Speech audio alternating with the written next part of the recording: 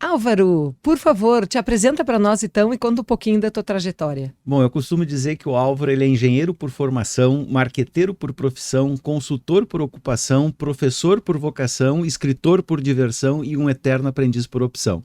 E desse currículo, o mais importante é exatamente esse último, de ser um eterno aprendiz, não no sentido de somente coletar conhecimento, mas buscar o conhecimento, aplicar esse conhecimento e principalmente poder distribuir, compartilhar esse conhecimento com o maior número possível de pessoas e organizações. Essa é a minha missão. E nessa caminhada de estar sempre aprendendo, comecei na engenharia, né, na área da química, depois fui para a área do marketing, depois evolui para a área de vendas, né, até que eu encontrei a neurociência, e aí na neurociência a gente se aprofundou mais ainda, né, e buscando entender e compreender cada vez mais e como aplicar a neurociência, não, né, como os profissionais da área de saúde fazem, mas aplicar isso nos negócios, aplicar isso dentro da nossa atividade de marketing, de venda, na atividade de gestão como um todo. Perfeito. Então explica para nós qual a importância desse conhecimento de neurociência na gestão de negócios. Miriam, nós podemos dizer que a neurociência hoje é a nova fronteira dos negócios, né? Porque o que são negócios? São transações entre empresas. O que são empresas? São pessoas que fazem as empresas. E o que são pessoas? São cérebros. Eu costumo dizer que nós somos aquilo que o nosso cérebro nos faz ser, consequentemente as empresas são aquilo que os nossos cérebros são. Então, à medida que você entende a neurociência, entende esses conceitos, entende como funciona o cérebro do outro, do cliente, da equipe, você abre enormes fronteiras dentro da gestão de negócios. Perfeito. Aí entra o conceito que eu trago de neuromanagement, ou seja, a neurociência aplicada à gestão. E aí a gente pode expandir para, como disse, várias áreas, não só marketing, vendas, mas a própria liderança, a própria questões de produtividade, como por exemplo a administração do tempo, usar a neurociência para melhor apresentar um produto, para melhor criar um ambiente, que eu sei que depois tu vai falar bastante disso, és especialista nisso, né? Então, na verdade, tudo que tu puder utilizar a neurociência para melhorar os teus processos, melhorar a tua gestão, nossa, abrem-se fronteiras.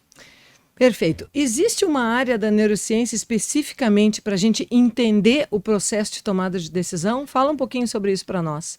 Aí nós vamos falar de neuroeconomia. A neuroeconomia é exatamente essa área que busca entender as nossas decisões econômicas. E quando falamos de decisões econômicas, não estamos falando somente daquelas que têm a ver com dinheiro, né? O que muitas pessoas, ao escutar esse termo, ao ler esse termo neuroeconomia, pensam. Nós tomamos uma decisão econômica a todo momento. Decisão econômica é aquela que gera algum tipo de resultado. Então, de manhã, tocou o despertador, eu imediatamente levanto, eu ligo o soneca para ficar mais 5 minutos na cama, isso é uma decisão econômica, porque vai gerar consequências no decorrer do meu dia. Então, toda essa base de como tomamos as decisões, né? Como costumo dizer, por que decidimos, né? O que decidimos e como decidimos, essa é a luz da neuroeconomia. Então, esses processos de tomar decisão é a base de tudo. Explica para nós, então, como esses conceitos podem ser aplicados na área empresarial e principalmente no marketing e vendas. Vamos lá. Como eu disse, a neurociência ela é a base de tudo, né? Nós vamos decidir em função de que área do nosso cérebro é melhor, mais ativada. Vamos falar um pouquinho assim desse processo de uma forma bem simples. Nós podemos entender o processo de tomar decisão como uma balança. Existem áreas do nosso cérebro que se ativam positivamente, né, são ativadas em busca de benefício, né, são áreas ligadas a prazer, e quando o nosso cérebro sente prazer, ele quer mais daquilo, então ele vai sinalizar, é isso que eu quero, vai sinalizar positivamente, e nós temos áreas do nosso cérebro que são áreas de medo, de aversão à perda. E se essas áreas são ativadas, opa, eu não quero isso, eu não quero repetir isso, eu quero evitar isso. Então veja, é um equilíbrio. Aquela área que for mais ativada é a que vai pender a nossa decisão. Então, no marketing, né, sendo bem específico, qual é que é o grande desafio do marketing? É ativar a área do sim. Né, é ativar aquela área que vai fazer com que o cliente escolha o seu produto, que o cliente, né, aprecie a sua empresa, então tem que buscar alternativas para ativar essas áreas. E aí nós temos diversas formas de fazer isso, e é isso que a neurociência nos traz, né, como fazer diversas atividades, diversos estímulos, né, sensoriais, ambientais, que façam que o nosso cérebro tome essa decisão positiva. Mesma coisa para venda, mesma coisa para liderar uma equipe. Então, em todas as áreas a gente usa esses conceitos básicos de neurociência. Ah, preciso ser um cientista para entender de neurociência aplicada aos negócios? Não, eu não sou cientista, não sou um neurocientista, né? Eu estudo a neurociência, eu estudo essas bases e aplico naquela que é a minha formação, que é o marketing, né? Que é a gestão de negócio. Então, o que é básico é entender esses mecanismos, né? E foi até por isso que eu desenvolvi a técnica POC, né? O POC Decision, que é entendendo por que decidimos o que decidimos e como decidimos. A partir daí, nossa, a gente tem um campo muito amplo de aplicações. Conhecendo, né, minimamente alguns principais efeitos, né, que o nosso cérebro, da forma como o nosso cérebro funciona. Perfeito. Então, a gente sabe que no nosso cérebro existem alguns vieses que podem impactar nessa tomada de decisão que tu acabou de exemplificar aqui para nós. Explica para nós um pouquinho sobre isso, o que são vieses e quais seriam os mais importantes aí para impactar na tomada de decisão. Depois tu corta, eu vou falar um pouquinho, antes de falar dos vieses, eu vou falar da irracionalidade. Quando a gente fala em processo de tomada de decisão, também é importante a gente destacar o seguinte: nós somos mais irracionais do que nós pensamos ser. Pô, mas a gente não pensa, né? Pensamos. Já dizia Descartes, né? Penso, logo existo. Só que os nossos pensamentos, ou seja, aquilo que nós racionalizamos, que nós trazemos para o nosso consciente, é muito menos do que aquilo que está acontecendo no inconsciente. Então nós temos aí uma grande parte das nossas decisões tomadas inconscientemente e depois justificadas de forma consciente, né? O Daniel Kahneman, Prêmio Nobel de Economia, ele exatamente traz esse conceito dos dois sistemas, né? Os dois sistemas cerebrais. Um sistema 1, que é rápido, que é intuitivo, que é emotivo, né? E um sistema 2, que é racional, que é lógico, porém é lento. Então as decisões, elas são tomadas e precisam ser tomadas rapidamente, também por um aspecto evolutivo. Imagina lá na savana, os nossos antepassados vendo lá o campo se mexer, ele ficar pensando: o que será que é aquilo? Será que é uma presa? Será que é um predador? Eu vou chegar mais perto para analisar melhor a situação. Já estava morto, né? Então não foi esse DNA que sobreviveu, não foi esse gene que sobreviveu. Sobreviveu aquele que primeiro correu e depois foi ver o que estava acontecendo, né? Então as nossas decisões são rápidas e necessariamente rápidas, até por uma questão instintiva de preservação da nossa espécie.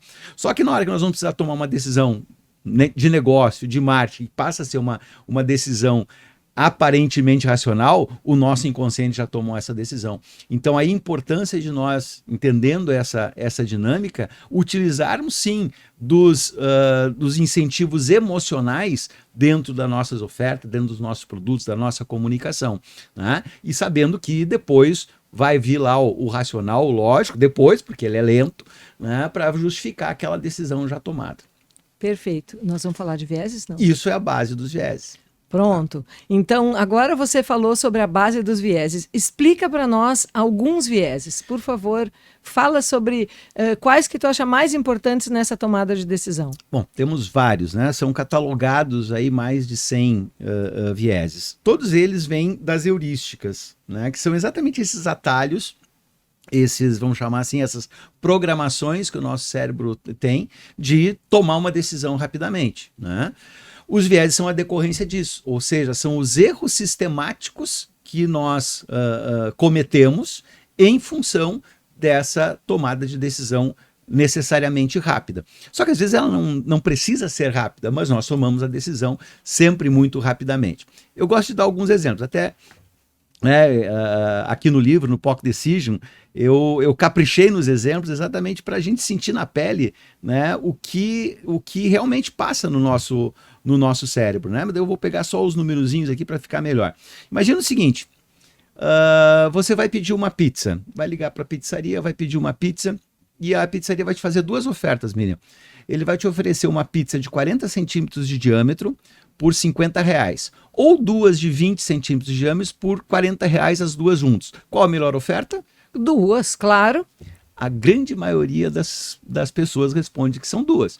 Mas você é arquiteta, né? certamente você conhece a fórmula da área do círculo, que é o famoso πr ao quadrado. Se você aplicar a fórmula do πr ao quadrado, né, para 40 centímetros, ou seja, 20 centímetros de raio, né, e aplicar para 10, você vai ver que é quase 4 vezes maior. Então vale muito mais a pena você comprar uma pizza de 40 do que duas de 20.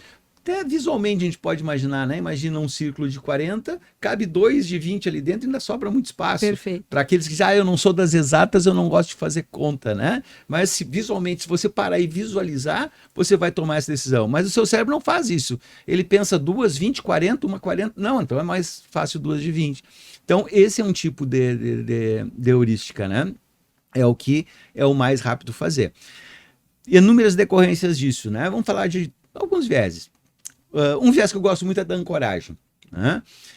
Que significa isso? Nosso cérebro se prende a uma primeira informação que pode não ter nada a ver com o que vem a sequência, mas aquela informação, ela define a sequência. Né? Temos vários experimentos feitos sobre isso dentro da economia comportamental que demonstram que um número qualquer aleatório pode definir uma sequência. Por exemplo, Dan Ariely, no livro dele, Previsivelmente Irracional, ele já coloca lá, ele faz a pergunta, será que os 2 últimos números do seu CPF podem definir se você paga mais ou menos por um determinado produto?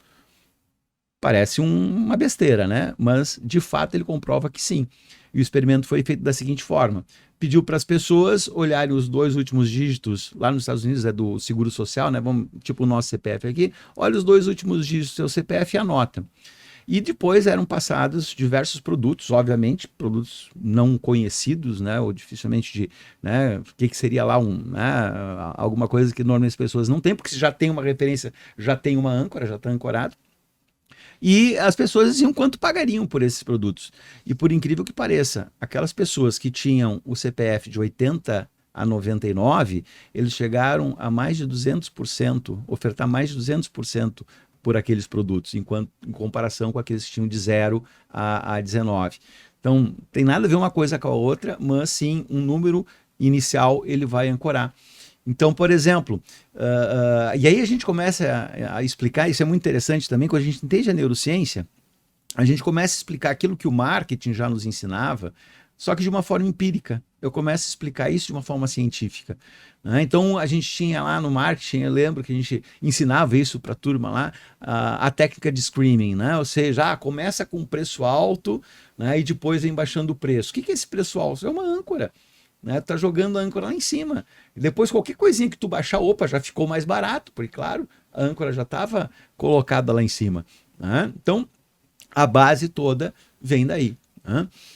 Um outro viés muito interessante, o viés da relatividade. Né? Ou seja, as coisas, o nosso cérebro tem uma dificuldade muito grande de avaliar números de forma absoluta, avaliar situações de forma absoluta. O cérebro sempre busca uma referência. Né? Sempre busca uma referência.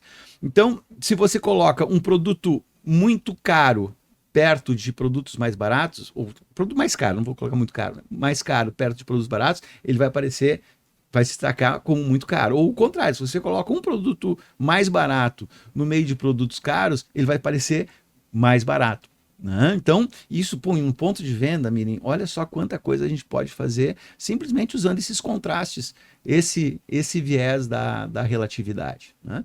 Assim como disse, temos vários e vários outros. Né? Então, a gente podia ficar aqui mais de hora falando, e aí tem vários exemplos lá no POC Decision, tem vários exemplos, eu exploro bastante isso no livro, e com as aplicações práticas de como nós podemos usar isso, né, no nosso dia a dia, no marketing, nas vendas, em diversas opções de negócio. E existiriam outros fatores que influenciariam a nossa tomada de decisão, além dos vieses e esses que tu já comentasse? Fala um pouquinho desses outros fatores aí. Vamos lá. Um fator fundamental, a diferença entre homens e mulheres. Sério? Claro, o cérebro masculino e o cérebro feminino têm diversas diferenças, muito em função do próprio processo evolutivo. né? Aquilo que a própria psicologia evolucionista já 40, 50 anos vem trazendo, né? Hoje a gente consegue mapear isso através das técnicas de neurociência, principalmente as técnicas de imagem, né? Então, onde é que se ativa mais um cérebro comparado com o outro? Então, homens e mulheres, os nossos cérebros, eles se formaram há mais de 100 mil anos. Nos últimos 100 mil anos, nosso cérebro quase não se modificou. E o nosso cérebro, então, foi forjado lá nas cavernas, lá na savana, né? E o que era o homem lá da savana? O que era o nosso, né, ancestral Homo sapiens lá nas cavernas? Ele era caçador. O homem tinha que sair da caverna, o mais rapidamente identificar uma presa, abater a presa e o mais rapidamente voltar para a caverna. O que isso desenvolveu no cérebro masculino? Objetividade, capacidade de localização, porque ele tinha que depois voltar para a caverna, né? E você acha que os homens tinham que ficar batendo muito papo lá na hora que estava buscando a presa? Não. Bico calado. Já entendeu onde é que eu quero chegar, né? A mulher, como é que o cérebro feminino ele foi moldado? No convívio social, no grupo, no bando. Então, a mulher desenvolveu a capacidade de comunicação, de interação, de empatia. Além disso, ela era coletora. Então ela tinha que chegar na árvore, olhar assim, essa fruta tá boa, não tá boa, faz bem, faz mal. Então a capacidade analítica do cérebro feminino, ela é muito maior, né? Porque foi desenvolvida dessa forma. Então a mulher conversa, a mulher vai num supermercado hoje, ela pega o produto, ela olha o rótulo, olha as informações nutricionais, vê prazo de validade, compara marcas. O homem vai com a lista e se não tá na lista, ele não traz, né? Então ele vai na marca que está no produto que está na linha dos olhos e preferencialmente aquela marca que é a marca de referência. Ele não vai perder tempo, né, para fazer uma análise mais complexa como a mulher faz. Então isso, claro, isso tem hoje, a gente identifica partes do cérebro que são mais desenvolvidas no homem, outras mais desenvolvidas na mulher. Tá? Exatamente em função, decorrência disso, né? E aí explicação. Só mais um exemplo, né? A mulher tem uma capacidade de memória muito maior que a do homem, porque o hipocampo da mulher ele tem quase o dobro de células do que o hipocampo masculino, né? Então a mulher não esquece, né? Homens, não esqueçam disso, a mulher não esquece. É isso aí, maravilha. Nós podemos, então, direcionar as decisões dos nossos clientes? Nós conseguimos fazer isso, principalmente no ambiente de trabalho? Eu também consigo direcionar essas decisões num ambiente de trabalho? Sim, diversas situações. Eu diria, em praticamente todas as situações, né? Aí já vem alguém dizer, mas isso é ético? Claro que é ético, desde que, né, traga benefício para todos. E é nisso que se fundamenta a arquitetura das escolhas. Ou seja, nós modelarmos uma decisão, né, ou uma opção de escolhas de forma que a escolha do cliente, do colega, né, da equipe seja mais adequada ao objetivo de todos, né? Até o Richard Thaler, ele que cunhou esse conceito da arquitetura das escolhas, ele dá exemplos muito interessantes da aplicabilidade disso, inclusive para o bem-estar da sociedade como um todo. Por exemplo, assim como aqui no Brasil, na Alemanha, se você quer ser uma doadora de órgãos, você tem que declarar que você é doadora. Nesse sentido, eu tenho dado da Alemanha, né? Na Alemanha 12% das pessoas são doadoras de órgãos. Na Dinamarca, que é do ladinho ali, mesma cultura, simplesmente o que muda lá? Lá você é doador. Se você não quiser ser, você declara que não quer ser. O que acontece? 96% da população é doadora de órgãos. Então vejam, simplesmente é o que a gente chama de situação default. Qual é a situação padrão? Né? Se a situação padrão é doar, a gente doa mais. Se a situação padrão é não doar, a gente não doa, ou doa menos, né? Então, isso é normal, veja bem, quando você está instalando um software ou qualquer aplicativo, né? O que já vem ali? A situação default, é só dar ok. Você vai fazer isso 98% das vezes, né? Mesmo que você seja aquele nerd, né, que entende da coisa e vai querer avaliar mais profundamente. Mas é natural escolher a situação padrão, escolher aquela situação que se apresenta de forma mais fácil. Isso é a base da arquitetura das escolhas. Então, sim, nós podemos direcionar a decisão do nosso cliente, do nosso colaborador, né, dos nossos pares, enfim, né, e daí não só no profissional, no pessoal também, simplesmente da forma como nós apresentamos uma determinada opção. Essa é a arquitetura das escolhas. Joia. Álvaro, apresenta para nós o POC Decision, então. Como é que ele surgiu e qual é a finalidade do livro? Quem for ler o livro vai encontrar o quê?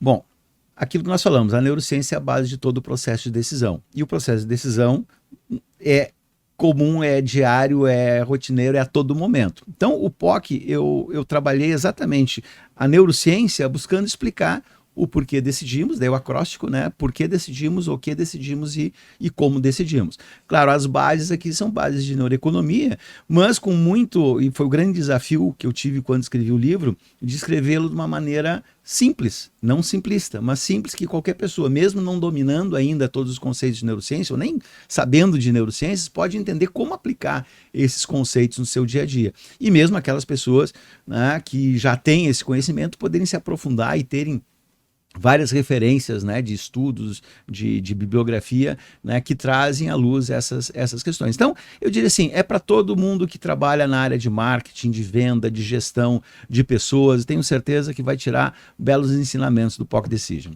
Perfeito, Álvaro. Muito obrigada, então, por essa conversa aí. Até uma próxima. Até.